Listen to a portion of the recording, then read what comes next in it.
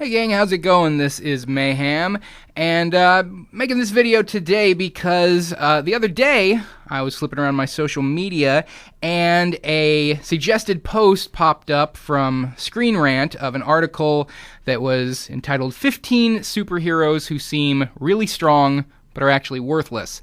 And I decided to give it a look-see, and as I leafed through it, I realized I kind of had issues with pretty much all of their choices for one reason or another. So I decided I wanted to throw this little video together to go through their list of the supposedly 15 really weak, really worthless superheroes and do a bit of a rebuttal to it. So that's what this is going to be. I'll link the article down below if you want to check out what they have to say on the issues themselves, but I'll give you the rundown of the 15 supposedly really strong but actually worthless characters and why I think these are not accurate descriptions of them. So starting with number 15. Their number 15 pick is from Marvel Comics War Machine. Yes, that's right. They think James Rhodes' War Machine is actually pretty worthless. Now, their argument for that is that anything War Machine can do, Iron Man can do better. That basically War Machine is a poor man's Iron Man. And that's not inaccurate, but the problem with that argument is that just because there's a superhero who is more powerful than the superhero in question does not mean that that superhero in question is worthless. There's always going to be a better, more powerful superhero until you get to the absolute top-tier characters. That doesn't mean that the characters who are not top-tier characters aren't any good. I mean, just because Superman is out there, does that make Supergirl worthless? Superboy worthless? Power Girl worthless? Does that mean Wonder Woman is worthless, since she basically has the same type of power set of the flight, the super strength, and what have you? Just because Superman's out there, that doesn't make every other flying, super strong, invulnerable superhero totally worthless. So just because Iron Man is out there as a powered armor character doesn't mean that War Machine's not also a good powered armor character. Frankly, there's a lot of powered suit of armor characters out there, especially in Marvel, because they took their cues from Iron Man and decided to make a lot of Iron Man type characters, you know? Just because Iron Man's out there doesn't mean Mach 5 from the Thunderbolts is worthless. It doesn't mean that, Ironheart, the new kind of Iron Man character, is worthless. Doesn't mean that any of the powered armor characters aren't good just because Iron Man's out there. So War Machine, perfectly awesome character, perfectly awesome superhero who can kick ass with the best of them, certainly not a worthless character. So moving on to number 14, this is also from Marvel Comics, this is Doorman. I don't have an argument with I don't have a problem with their argument for Doorman being worthless. If you don't know who Doorman is, he's a part of the Great Lakes Avengers, and he's basically a teleporter, but the limitation on his teleportation is that he can only teleport you into the next room, essentially making him a doorman. He can create a door into any room next door. Obviously, that's very limited teleportation ability. It's very lame. My problem with this is that all of the Great Lakes Avengers are lame.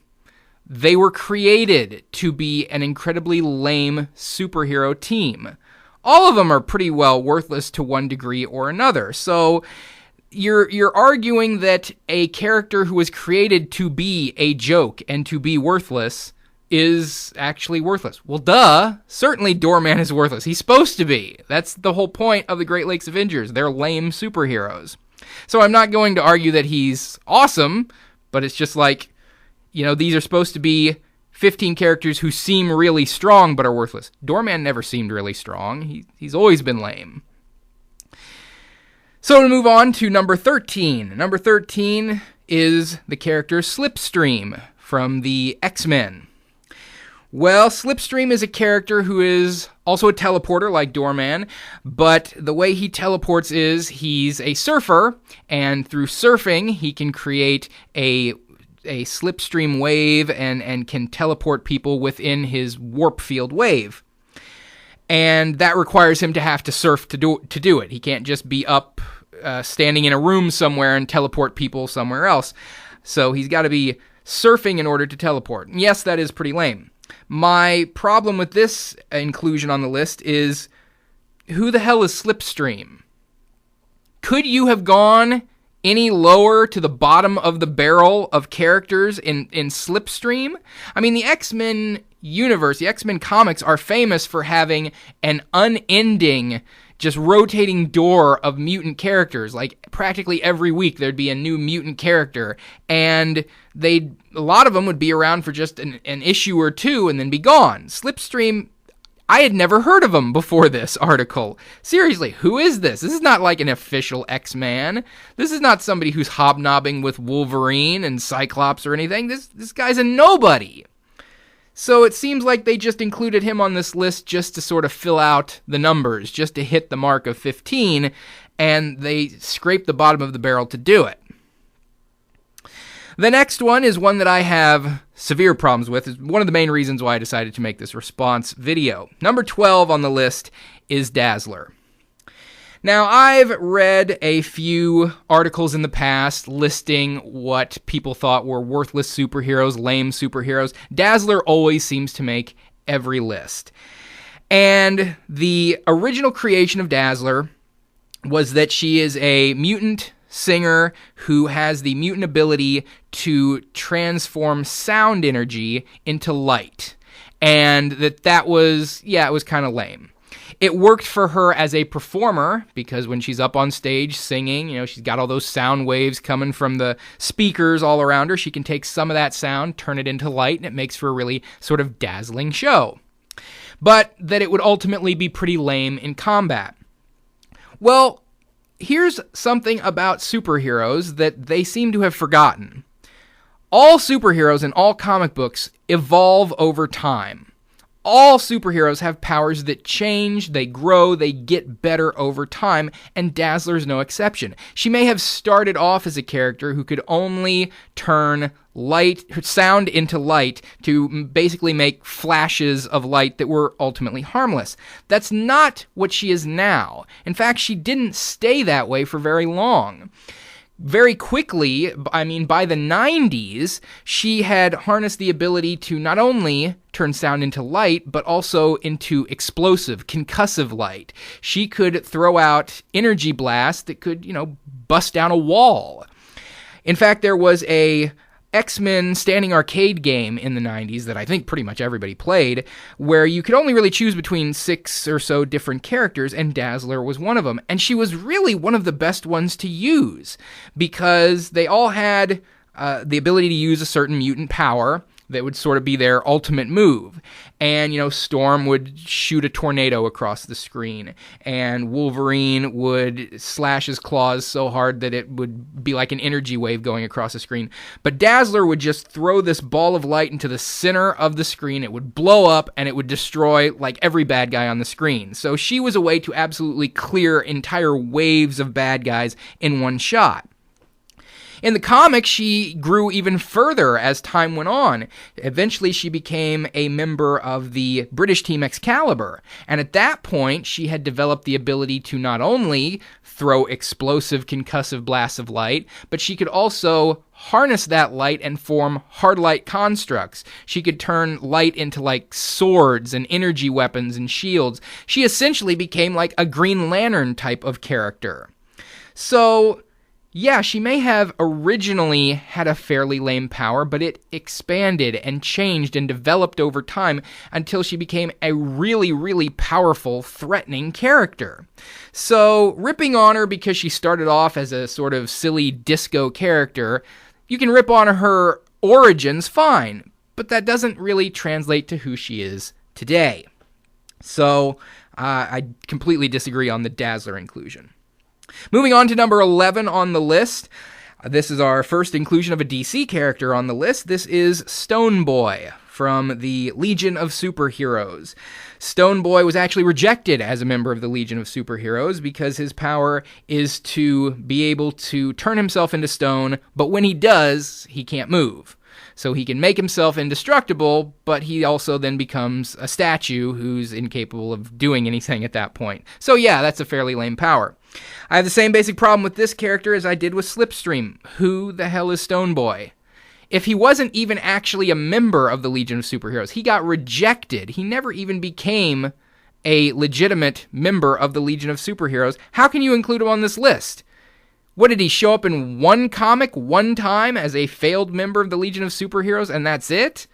Seriously, you can find better characters that have, flaws in their powers.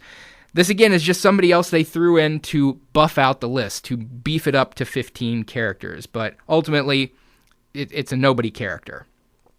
So moving on to number 10. Number 10, going back to Marvel Comics, this character's name is Zeitgeist. Once again, who the hell is Zeitgeist? I'd never heard of him before, but apparently he was a member of X-Force for a short while, and he has the mutant ability, to vomit incredibly corrosive acid. Yes, that's a very lame power, certainly. It's a very disgusting power, and even if it can be used to some positive effect, it has a lot of drawbacks in that he's not even immune to his own power. He has to wear a mouth guard to keep himself from being burned by his own vomit that he can spew up. So I don't have a problem with that character other than that it's, again, another nobody character. I had absolutely never heard of him prior to this, but yeah, seems like a very lame character with a lame power. Moving on to the next one, back to DC, and another one that I have a severe disagreement with, Vibe. They threw Vibe on the list. Yes, Vibe from the Justice League, originally started as Justice League member. Currently, you may know of Vibe if you happen to watch the Flash TV series on the CW. Vibe is the superhero name of Cisco Ramon, Flash's best friend. And his powers are pretty substantial, pretty good. I mean, not only does he have the ability to sort of traverse different dimensions, as is shown in the series, but a more direct offensive use of his ability is to create vibrations, seismic vibrations that can bust through walls, that can tear down buildings. I mean, that's not a particularly bad power set to have. Their argument against Vibe is much like their argument against Dazzler in that he was originally created to be a fairly lame character. He was created as sort of the breakdancing character. He was created as a character who had poorly defined powers, who was mostly known as a breakdancer. And again, so what if that's how he was created? That's not what he grew to be. All characters, all superheroes grow, change, and evolve through time, as has Vibe. And Vibe has proven himself to be a very, very powerful character. I remember when the New 52 first came around and they did a new Justice League of America. The reason for forming the Justice League of America was to put together a group of people who could potentially take down the Justice League if needed. Every member was handpicked to be able to take down one specific member of the Justice League. Vibe was put on the team specifically to take down the Flash because his vibing ability could disrupt the Speed Force. So not only could he create earthquakes, not only could he shatter buildings with his vibrational powers, not only could he pierce the dimensional veil, he could negate the Speed Force entirely. That's not a worthless character to any degree. It's certainly not somebody who seems strong but is actually worthless. He's very, very useful and a very awesome character. And even if you were to think, well, they've made him more prominent now that he's a main character in the Flash TV series, well, this article didn't come out 3-4 years ago. It came out in March of this year, just a couple months ago. So clearly the Flash series was around, and clearly Cisco Ramon was a primary character there. I don't think these people were unaware of Vibe in that show, so how can you include him on this list? He's clearly a very prominent and very worthwhile character. Moving on to number 8 on the list, going back to Marvel and going back to the Great Lakes Avengers, it's Mr. Immortal. Mr. Immortal, the oftentimes leader of the Great Lakes Avengers, has the power to always come back from the dead. Nothing can possibly ever kill him.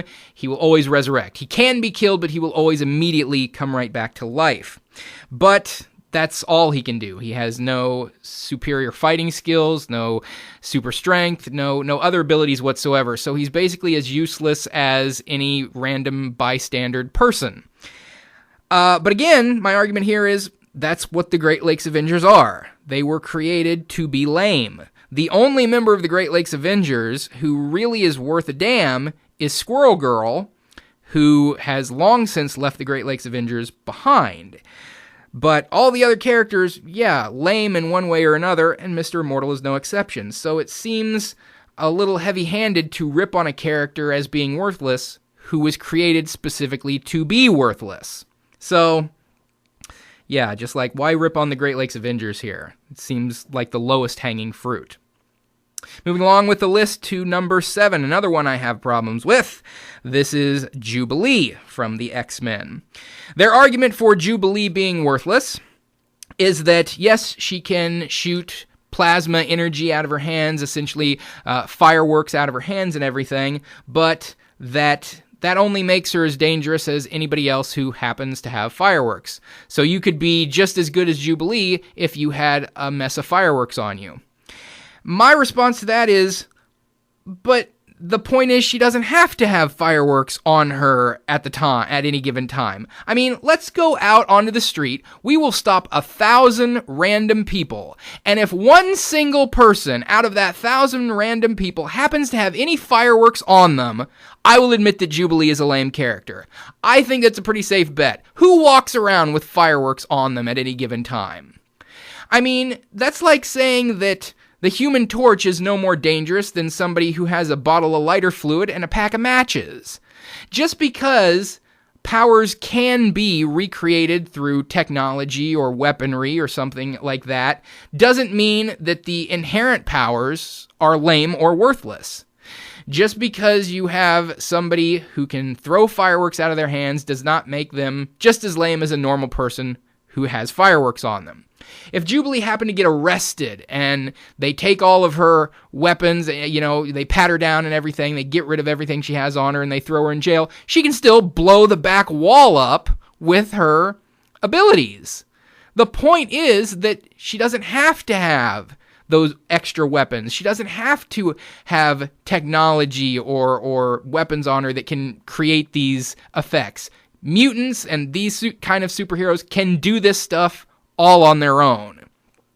So, yeah, it's kind of lame to be ripping on a character because you can potentially recreate their powers with the right type of weaponry. Well, she doesn't need the weaponry to do it. That's what makes it awesome. Moving on in the list, number 6.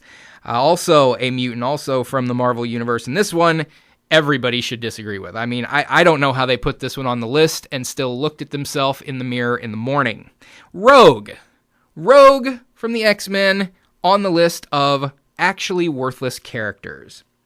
Their argument being that, she can't control her powers, and when she uses them and takes somebody else's abilities, she also gets a lot of their personality and their thoughts and everything, and it really screws with her own head. Yes, that is certainly a drawback, but it's a drawback she has many times dealt with and overcome in the comics. She has shown herself capable of absorbing the abilities of incredibly powerful characters and dealing with the also memories and thought processes that come along with them, being able to keep herself in control and asserting herself over those other personalities.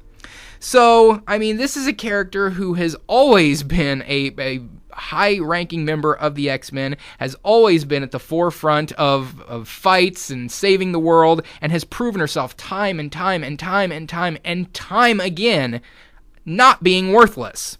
So, no way does she belong anywhere on this list just because her powers happens to have a drawback.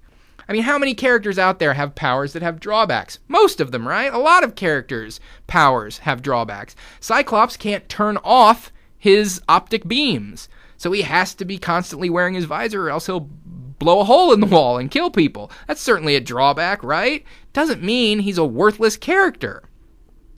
So, Rogue does not belong on the list. So we're 2/3 of the way through. Got 5 left. Moving on to number 5 on the list. It's from DC and the Legion of Superheroes. Again, this is Infectious Lass. Now, I've always had a problem with the Legion of Superheroes as being the most uninspired characters in terms of naming, in terms of their styles, in terms of their backstories. It's just random people with random superpowers who were given really crummy names, it seems like. And Infectious Lass is no exception. So clearly it's an awful, awful name. But her power is basically that she can create infections and impose them on people. That's not an awful power. I mean, it's not the kind of thing that a hero character would use too often, because you don't want to essentially give your enemy a life-threatening disease that is going to send them to the hospital and potentially kill them, but I can see how it could have some potential uses. Apparently, because this was a character I was unfamiliar with as well, apparently she can't just impose that infection on a single individual. She can just create an infection in a given area, so everybody in that area is going to get that illness, get that sickness. Yes, that's pretty lame. So I won't argue with this one too much either. That's fairly lame, not being able to direct the infection to a single individual. But again, this is a kind of character that I'd never even heard of. Is this really a character that matters all that much? I don't even think she's not like she's a mainstay of the Legion of Superheroes. So again, seems like somebody they're looking to throw in just to fill out the list. Number 4, we're still in DC. These are the Wonder Twins. Wonder Twins that everybody is familiar with, the form of, the shape of, one of them turning into any kind of an animal, the other one turning into some form of water. Yes, the Wonder Twins are pretty famed as kind of being a little on the lame side. However, considering the fact that they were created specifically for a cartoon in order to have characters that the children who are watching could more readily identify with, because they were supposed to be the young members of the Justice Friends, and they were supposed to be the ones who were sort of the sidekicks always along for the ride. They weren't really ever meant to be major players and big-time superheroes themselves, and their powers were kind of uninspired in their creation as well. One of the main drawbacks of their powers is that they have to be in contact with each other to activate them. And yes, that is certainly a drawback. They're not the only characters to have this particular drawback, though. I'm thinking of in Marvel Comics, there were the Strucker twins, who were mutants, who could throw out blasts of energy, but they had to be in contact with each other to do it. So, yeah, it's kind of a lame drawback, but one could certainly see the versatility of being able to turn into any animal. I mean, that's Beast Boy's powers, right? They're not including Beast Boy on the list as lame powers. And turning into some form of water, that does seem to be the lamer of the two abilities. Doesn't seem to be a lot you can do with it other than turning into some kind of ice creature or something. Or you turn into water, you're just going to be sitting in a bucket. But, they're a little on the lame side. Sure, I won't argue with this one too much, but then again, they weren't really created by the comic creators looking to make awesome superheroes. They were made for a cartoon in order to give kids somebody they could identify with on the show. So now we're up to number 3. We're into the top 3 of the supposedly worthless superheroes. Number 3 is back to Marvel and the X-Men. So there's tons of relatively lame mutant characters out there. Like I said earlier, it's just a rotating door of different mutants week after week after week. And, after a while, you start running short on powers to give them. So number 3 is a mutant who's known as Stacy X. Stacy X has kind of reptilian skin that gives her a little increased durability, but her main power is pheromone control, to control the pheromones of other people through touch, to have a sort of biological effect on people through physical contact. This is not really that lame of a power as, basically that's what Purple Man does. And people who not familiar with him from the comics would certainly be more familiar with him as the villain Kilgrave in the Jessica Jones series. That's what he does, is he has pheromone control that allows him to control people and manipulate them and get them to do whatever he says. He doesn't have to be in physical contact with them to do this, but if Stacy X can harness the power that she has in a similar way, she could potentially control people through touch. She's never really been displayed as being able to completely control people in the same way that Purple Man does, but still, you're able to manipulate people on the basis of pheromone control. That's not awful.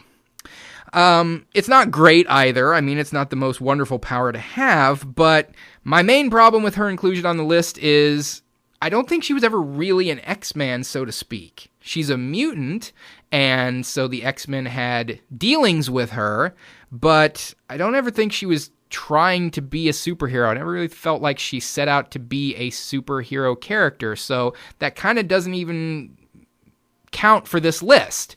This list is titled 15 Superheroes Who Seem Really Strong But Are Worthless. Just having superpowers because you were born with them doesn't make you a superhero. I don't think she was ever trying to be a world-saving kind of superhero, so again, they just needed to fill out a list of 15.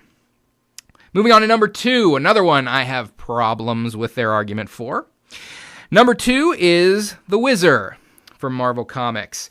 Not a real prominent character in modern day, but was actually one of the first speedsters to ever be created. Yes, DC's Flash did come before him by a few years, but Whizzer goes all the way back to 1941, and he was Marvel's first speedster character.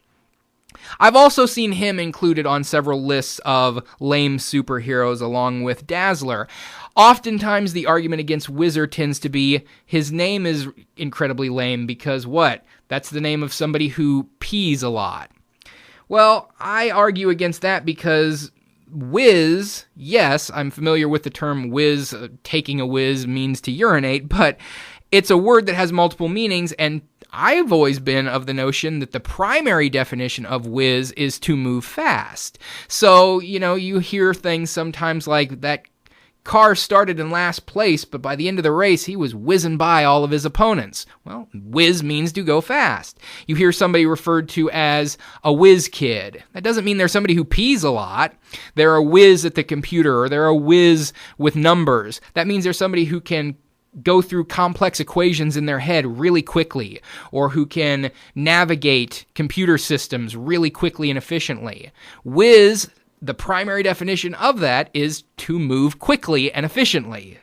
So, I don't really have a problem with the name too much, and yes, as a speedster, he's not the greatest speedster in the world. He tends to top out at about 100 miles an hour, but that was, at the time in the 40s, that was, incredibly really fast, and there wasn't a lot of speedsters around at that point.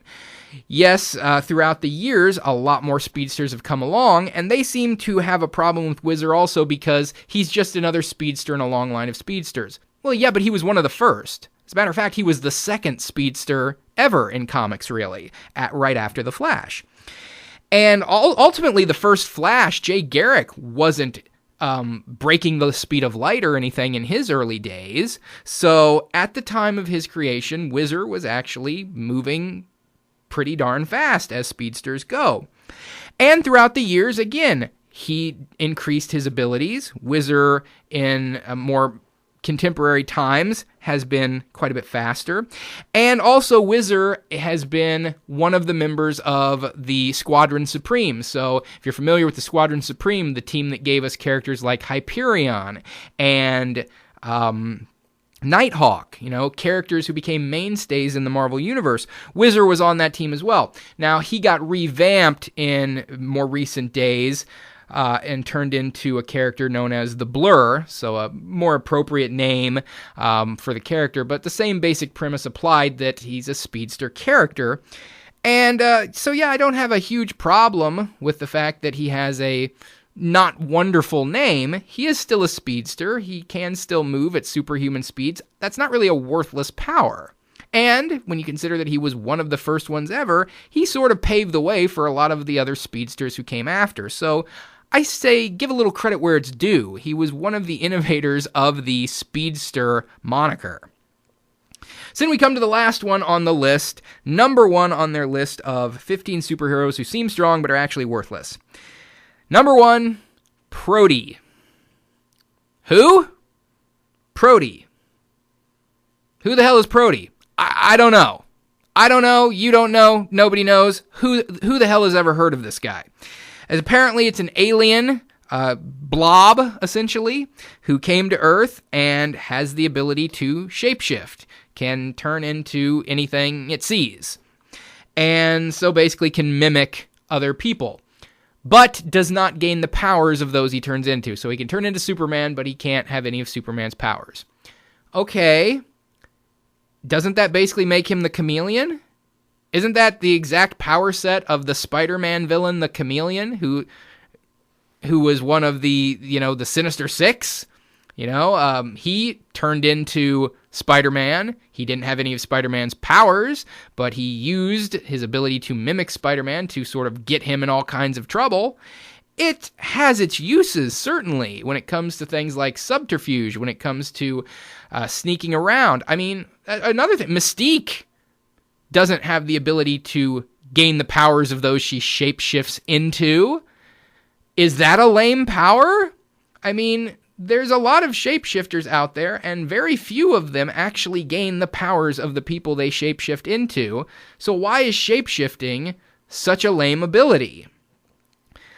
And the character himself, I mean, how many times has Prody ever appeared in a comic? Again, I have never heard of this character ever. So topping their list, absolute number 1 of the 15 superheroes who seem strong but are actually worthless. Again, does this guy even count as a superhero? I mean, he's an alien who came to Earth and, I don't know, messed around a little bit. That doesn't really make him a superhero. He's never on a team. He never tried to fight crime, did he? I mean, maybe he did. I don't know. Never heard of the guy. So, that's the 15 apparently, supposedly really strong but actually worthless superheroes according to Screen Rant. And even though some of them I agreed had lame abilities, lame powers, most of those who were actually lame are really inconsequential because they were sort of one-note, here-and-then-gone characters who didn't ever amount to anything.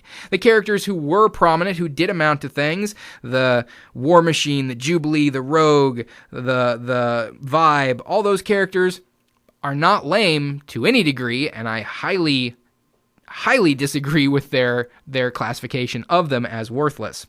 So that's my rebuttal of Screen Rant's article, 15 superheroes who seem really strong but are actually worthless. Let me know what you think about these characters. Do you think I was wrong on any of them? Do you think any of them actually are lame? What would you have as your top lame, worthless characters? Maybe not top 15, but maybe just top 5. Or if you have 15 in mind, throw them up there. Let me know what you think in terms of actual worthless characters. And thanks for listening. Until next time, this is Mayhem signing off. Take care, everybody.